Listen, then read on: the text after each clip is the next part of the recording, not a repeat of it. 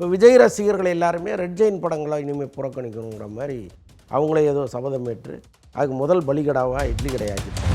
இப்போ நடிகைகள் அப்படின்னாலே அவங்களுக்கு ஒரு இலக்கணம் இருக்குது. முக்கியமாக அந்த ஹீரோயினாக நடிக்கணும்னா அவங்க வந்து ஒரு ரொம்ப ஸ்லிம்மாக இருக்கணும், ரொம்ப கவர்ச்சியாக நடிக்கணும். இந்த வீடியோ வருவதற்கு முன்பு வரைக்கும் விஜய் மீது எனக்கு ஒரு பெரிய நம்பிக்கை இருந்துச்சு. தலைவன் இம்மிடியட்டாக என்ன முடிவெடுக்கிறாருங்கிறது தானே தலைமை பண்பு. நீங்கள் முதலமைச்சருக்கு சவால் விடுறது, நான் என்ன முடிஞ்சால் என்ன வந்து கைது பண்ணுங்க, நான் இங்கே தான் இருக்கேன் அங்கே தான் இருக்கேன்னு பேசுகிறதெல்லாம் ஸ்ரீயானந்தும் சரி, ராஜ்மோகனும் சரி, இன்னும் ஆதவர்ஜுனா இவங்க எல்லாமே இப்போ ஹாஸ்பிட்டலில் இருந்தாங்கன்னா அதோடைய லெவலே வேறு. அவருடைய அரசியல் செயல்பாடுகளில் நிறைய மாற்றம் வரும்னு நான் நம்புகிறேன்.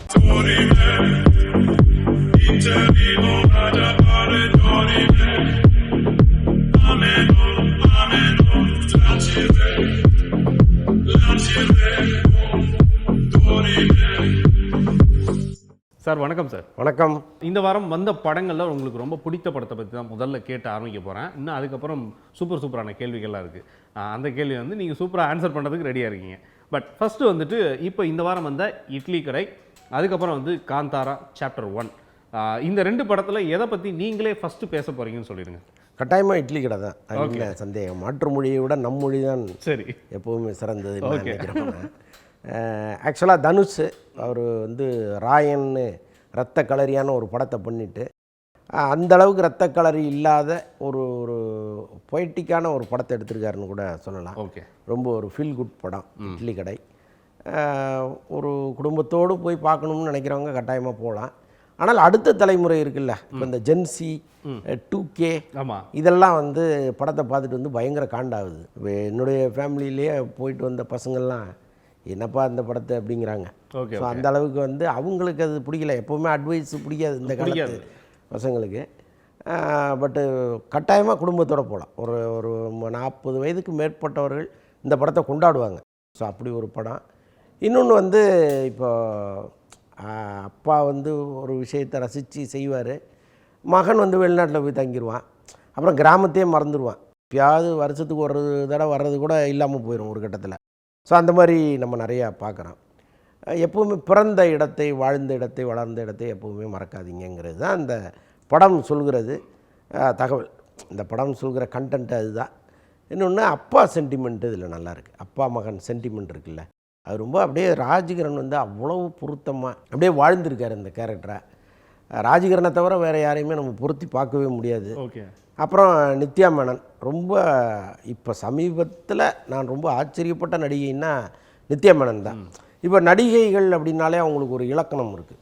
முக்கியமாக அந்த ஹீரோயினாக நடிக்கணும்னா அவங்க வந்து ஒரு ரொம்ப ஸ்லிம்மாக இருக்கணும், ரொம்ப கவர்ச்சியாக நடிக்கணும், இல்லைன்னாலும் கொஞ்சம் ஏதோ இந்த மரத்தை சுற்றி டான்ஸ் ஆடணும், இந்த மாதிரி கேட்டகரி நடிகைகள் நிறைய பேரை நம்ம பார்த்தோம். நித்யா மேனன் அவங்களுக்குன்னு ஒரு கோட்பாடு ஒன்று வச்சுக்கிட்டு கதையில் காம்ப்ரமைஸ் இல்லாமல் எந்த விதத்திலும் தன்னுடைய அந்த உடம்பை குறைக்கணும் அந்த மாதிரிலாம் நிபந்தனைகள் கட்டாயங்கள் எதுவுமே இல்லாமல் அவங்க பாட்டு ஃப்ரீக்வெண்ட்டாக வராங்க. நடிப்பு ஒன்று தான் நான் உங்களை கவர்வதற்கான ஒரே விஷயமாக வச்சுருக்கேன் அப்படின்னு சொல்லிவிட்டு நடிக்கிற அந்த திறமை இருக்குல்ல. ஸோ அதெல்லாம் நம்ம இருந்தேன் அவங்கள பற்றி ரொம்ப வியந்துக்கிட்டே இருக்கலாம். ஸோ அவங்களும் இந்த படத்தில் பிரமாதமாக நடிச்சிருக்காங்க. தனுஷ் நடிப்பு அரக்கன், கேட்கவே வேண்டாம். ரொம்ப ரொம்ப நுணுக்கமான உணர்வுகளை ரொம்ப அழகாக நுணுக்கமாக வெளிப்படுத்தியிருக்காரு. கட்டாயமாக நம்மளாம் பார்க்க வேண்டிய படம். இப்போ இந்த தலைமுறை வந்து இந்த படத்தை என்னங்கன்னு கேட்டால் கூட கட்டாயமாக நம்மளாம் அவங்கள போய் பாருங்கன்னு நிபந்தனை விதித்தாவது அனுப்பி விட்ருணும். நிச்சயமாக கட்டாயமாக நீ இப்போ பார்த்துட்டு வா, அப்போ தான் உனக்கு இது வாங்கி தருவேன் அது வாங்கி தருவேன் சொல்லியாவது அனுப்பணும். அப்போ தான் இந்த மாதிரி வந்து ஒரு குடும்ப உறவுகளோடு அவங்க மிங்கிள் ஆவாங்க. எங்கேயோ ஒரு இடத்துல விட்டுட்டு நம்ம எங்கேயோ இருக்கலாம், அதில் வந்து எந்த குற்ற உணர்ச்சியும் நமக்கு தேவையில்லைன்னு நினைக்கிற ஒரு தலைமுறை வளர்ந்துட்டு இருக்குல்ல, அந்த தலைமுறைக்கான படமாக கூட இது இருக்குது. கண்டிப்பாக இல்லை, நீங்கள் சொன்ன மாதிரி நடிகை அவங்க அந்த கதை மேலே வச்சுருக்க நம்பிக்கை, அது இன்னொன்று நடிப்பு திறமையும் கூட. அதற்கு என்னமோ பெரிய விஷயம் கிடைத்தது போல தான் இந்த தேசிய விருது அவங்களுக்கு கிடைச்சது. ஸோ அது ஒரு வகையில் பாராட்டத்தக்கது தான். இங்கே பார்த்தோம்னா அசுரன், அதாவது நடிப்பு அசுரன், இவங்களுக்கு இந்த காம்போ வந்து செம்மையாக மேட்ச் ஆகிருக்கு அப்படின்றதுல படத்துடைய வெளிப்பாடு அந்தளவுக்கு இருந்தது. நீங்கள் சொன்ன மாதிரி இன்றைக்கி நிறைய இளைஞர்கள்ட்ட, அது இன்றைக்கி இருக்க 2K கிட்ஸுக்கிட்ட பாசம்னா என்னென்னு தெரியல. ஸோ அவங்க நினைக்கிறானுங்க பசங்களோட சேர்ந்து சுற்றுறது, வெளியில் பைக்கில் போகிறது, இதுதான் பாசம்னு நினச்சிட்டு இருக்காங்க. ஆனால் இதை தாண்டி ஒரு ஒரு வேறு மாதிரியான ஒரு அழகான உலகம் இருக்குன்றத இன்றைய இளைஞர்கள் மறந்துட்டாங்கன்றதா வருத்தமாக இருக்குது. ஸோ அந்த விஷயத்த ரொம்ப அழகாகவும் சொல்லியிருந்தீங்க. இந்த படம் பாருங்க அப்படின்ற ஒரு விஷயத்தையும் எப்படி நீங்கள் அழகாக சொல்லணுமோ அப்படி சொல்லிட்டீங்க. அந்த இட்லி எப்படி மாவு ஊற்றி அழகாக கொடுப்பீங்களோ கொடுத்துட்டீங்க. அண்ட் அது இல்லாமல் ஒரு நெகட்டிவ் கமெண்ட்ஸ் கூட வந்திருந்தது. ஸோ எப்போவுமே வந்து ஒரு ரிவ்யூஸை வந்து அந்த ரிவ்யூவர்ஸ்லாம் வந்து தடுக்க முடியாது. சில மேடைகளில் கூட சொல்லியிருந்தார், ரிவ்யூவர்ஸ்லாம் சில விஷயங்களை தடுக்கவும் முடியாது தனுஷ் அவர்களே. அதனால் நடந்துகிட்டு தான் இருக்கும். நீங்கள் முதல்ல போய் படம் பாருங்கள், அப்புறம் 4 பேருக்கு போய் படம் எப்படி இருக்குன்னு சொல்லுங்கள், கண்டிப்பாக அவங்களே வந்து படம் பார்ப்பாங்க அப்படின்ட்டு. பட் இப்போ இந்த ஃபெஸ்டிவல் டைமில் கூட்டமே இல்லை அப்படின்னாங்க. அதை பற்றி எது கருத்து சார்? இல்லை, அதான் சொல்கிறேனே, ஒரு குறிப்பிட்ட ஏஜ் பீப்புளுக்கு இந்த படம் பிடிக்கல, ஒரு குறிப்பிட்ட ஏஜ் பீப்புளுக்கு இந்த படம் ரொம்ப பிடிச்சிருக்கு. அவ்வளோதான். இந்த படத்தில் இருக்கிற பிரச்சனை அதுதான். அது வந்து சரியாயிருன்னு தான் நான் நினைக்கிறேன். இன்னும் 2-3 நாளில் அந்த படம் குறித்தான விமர்சனங்கள் இப்போ எல்லாமே ப்ளூ சட்டை மாறன் கூட ரொம்ப பிரமாதமாக அந்த படத்தை ரிவ்யூ பண்ணியிருக்காரு. ஸோ இந்த மாதிரி முக்கியமான ரிவ்யூஸ் எல்லாருமே இந்த படம் ரொம்ப நல்லா இருக்குன்னு கொண்டாடிட்டு இருக்கும்போது இவங்க போய் பார்க்கலாம். அதுக்கெல்லாம் நிறைய வாய்ப்புகள் இருக்குது. எல்லாத்தையும் தாண்டி இந்த படத்திற்கு எதிராக ஒரு கருத்து இங்கே தொடர்ந்து பரப்பப்படுது. அது என்னென்னா, இந்த படத்தை வெளியிடுறவங்க ரெட் ஜெயின் நிறுவனம். ஸோ அதனால் இந்த படத்தை யாரும் பார்க்காதீங்க, பாய்காட் இட்லி கடை அப்படின்னு ஒரு ஹேஷ்டாக் உருவாக்கி சரி அதை வந்து வைரலாக கொண்டு போயிட்டுருக்காங்க. என்ன காரணம்னா, இந்த கரூர் சம்பவம். ஓகே, இப்போ விஜய் ரசிகர்கள் எல்லாருமே ரெட் ஜெயின் படங்களை இனிமேல் புறக்கணிக்கணுங்கிற மாதிரி அவங்களே ஏதோ சபதமேற்று அதுக்கு முதல் பலிகடாவாக இட்லி கடை ஆக்கிவிட்டாங்க. இல்லை, தனுஷுக்கு எங்கே அரசியலுக்கு வந்தார் தனுஷ், அவர் எதுக்கு இதில் மாட்டிக்கிட்டு அவஸ்தைப்பட்டாருன்னு நமக்கு தெரியல. உள்ளபடியாக அதுவும் ஒரு அந்த படம் கூட்டம் இல்லாமல் போனதுக்கு அதுவும் ஒரு காரணம் தான். ஓகே ஓகே ஓகே இல்லை, இதை நீங்கள் சொல்லும் பொழுது எனக்கு அடுத்து அந்த கரூர் சம்பவம் ஞாபகத்துக்கு வருது. இதில் வந்து ஒரு கிட்டத்தட்ட இந்த ஒரு வாரமாக எல்லோர் மனசுலையும் இன்னும் அது நீங்காத ஒரு ரணமாக தான் இருக்குது. அடுத்து என்ன விஷயங்கள் விஜய் வந்து செஞ்சாலும் அதை பற்றி பேசினாலுமே இப்போ அவருக்கு தவறாக தான் தெரியுது. அவரோட சூழல்கள் வந்து எப்படி இருக்குன்றதை நம்ம சில வீடியோக்களில் நம்ம பார்க்குறோம்.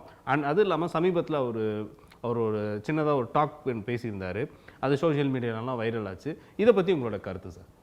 நான் வந்து அந்த வீடியோ வருவதற்கு முன்பு வரைக்கும் விஜய் மீது எனக்கு ஒரு பெரிய நம்பிக்கை இருந்துச்சு. நம்பிக்கைன்னா அவர் ஜெயிப்பார் தோப்பாருங்கிற நம்பிக்கை இல்லை. இந்த சமூகத்தில் ஒரு மாற்று அரசியலை அவர் கொண்டு வருவார்.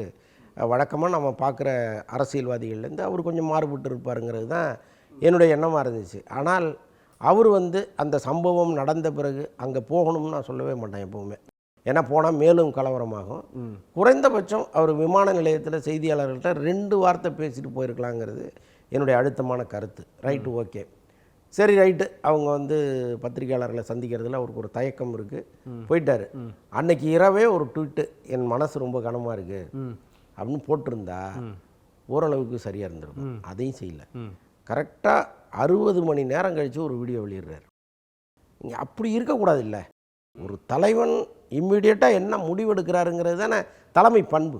நீங்கள் 60 மணி நேரம் கழித்து நீங்கள் ஒரு வீடியோ போடுறீங்க, அதுலேயும் முழுமையே இல்லைங்கிறது தான் நமக்கு ஒரு பெரிய வருத்தம். நீங்கள் முதல்ல இறந்தவர்களுக்கு ஒரு பொறுப்பு ஏற்றுக்கணும். ஏதோ ஒன்று நடந்து போச்சுங்க, எனக்கு வந்து என்னால் அந்த இவ்வளோ அழுத்தத்தை என்னால் தாங்கிக்கவே முடியல, மிகப்பெரிய வருத்தம்னு அந்த குடும்பத்திட்ட சரணாகதி அடைஞ்சிருக்கணும். நீங்கள் செத்துப்போன குடும்பத்துக்கு முழுக்க அந்த வீடியோ முழுக்க நீங்கள் அதை பற்றி தான் பேசியிருக்கணும். நீங்கள் முதலமைச்சருக்கு சவால் விடுறது, நான் முடிஞ்சால் என்ன வந்து கைது பண்ணுங்க, நான் இங்கே தான் இருக்கேன் அங்கே தான் இருக்கேன்னு பேசுகிறதெல்லாம் ஏற்றுக்கொள்ளவே முடியாது. அதுக்கு நீங்கள் தனி வீடியோ போடணும்.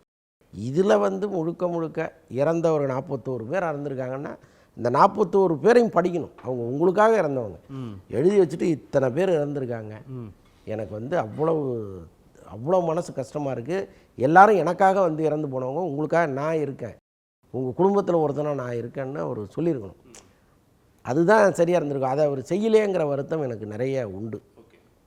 இப்போ அதற்கப்புறம் வந்து அவருடைய அரசியல் செயல்பாடுகளில் நிறைய மாற்றம் வரும்னு நான் நம்புகிறேன். என்னென்னா, கட்டாயமாக இந்த அடுத்த கட்ட தலைவர்களை அவர் மாற்றணும், ஒரு புது குழுவை அவர் உருவாக்கணும்லாம் பேசிகிட்டு இருக்காங்க. இப்போ என்னென்னா, இப்போ விஜய் போயிட்டார், தலைவர் அங்கே வந்து நிற்க முடியாது, நின்னா அவரை பார்க்க வர்ற கூட்டம் வருங்கிறதெல்லாம் சரி.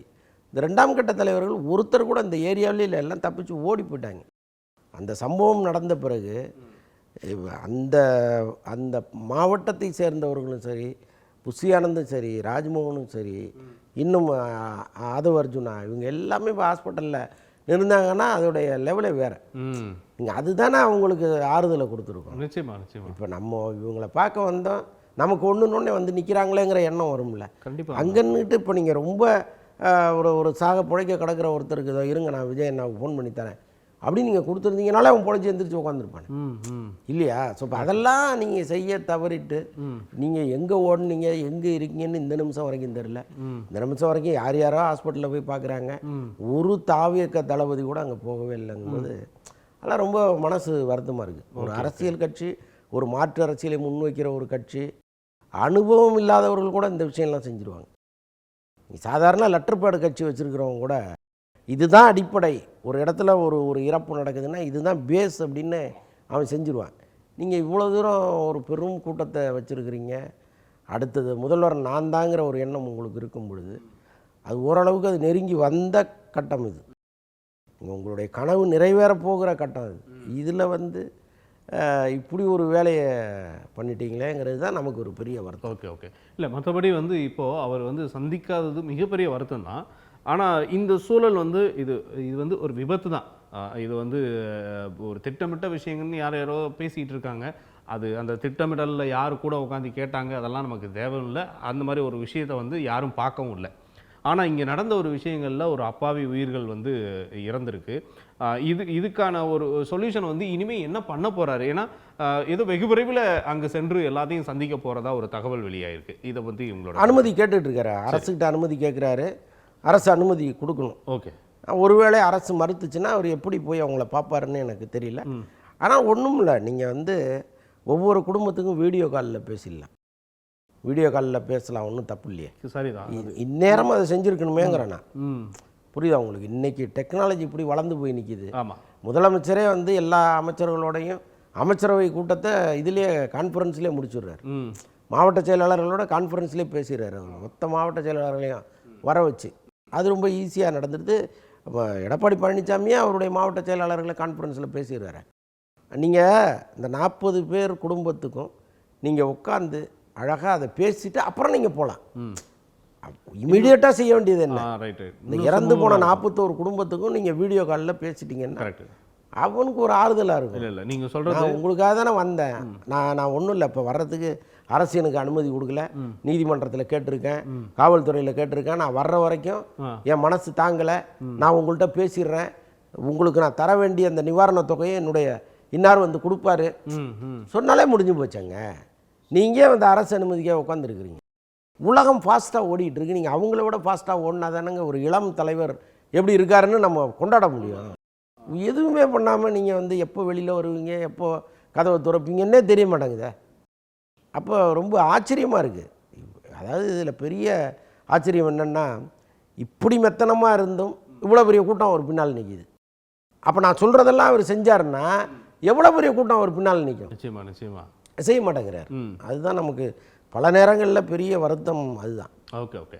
இப்போது இதில் வந்து பல கட்சி தலைவர்கள், அதாவது வந்து கிட்டத்தட்ட மாநிலம் இல்லை மத்திய லெவலில் இருந்து கூட இதுக்கான ஒரு விஷயம், அதாவது இந்த மாதிரி ஒரு கூட்டம் நடந்தது பார்த்தீங்கன்னா கிட்டத்தட்ட அம்மா அவர்களுடைய ஆட்சி காலத்தில் அந்த மாதிரி ஒன்று நடந்தது. அதுக்கப்புறம் இந்த மாதிரியான ஒரு ஒப்பீடு ஒன்று பண்ணுறாங்க.